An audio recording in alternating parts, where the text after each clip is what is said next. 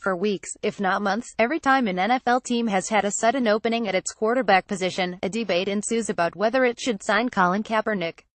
The question arose again Monday in Green Bay, a day after Aaron Rodgers suffered a potentially season-ending injury to his throwing shoulder in a game at Minnesota.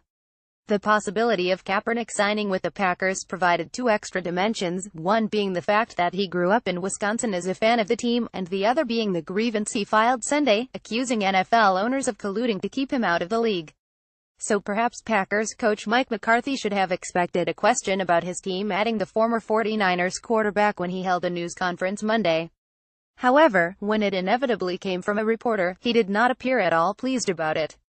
After telling the media that Rodgers would undergo surgery on his broken collarbone, McCarthy discussed the other two quarterbacks on his team's depth chart: Brett Hundley, a 2015 fifth-round pick out of UCLA who looked shaky in relief of Rodgers Sunday, and Joe Callahan, a 24-year-old product of Division III Wesley College who has yet to play in the NFL and who was promoted from Green Bay's practice squad.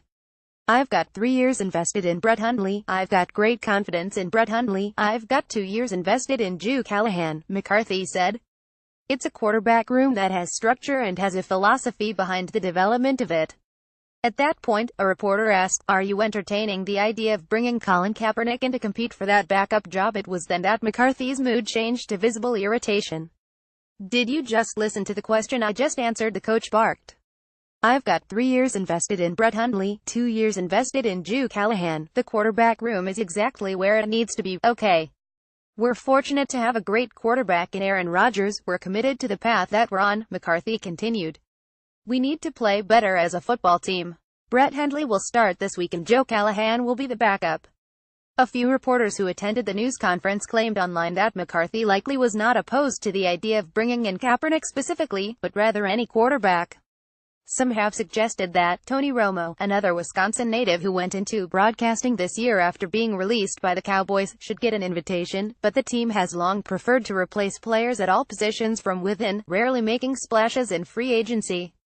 It was also noted that McCarthy, who has been coach of the Packers since 2006 and led the team to a Super Bowl title in 2011, has long made a point of giving his players an annual presentation on the significance of pre-game renditions of the Star-Spangled Banner.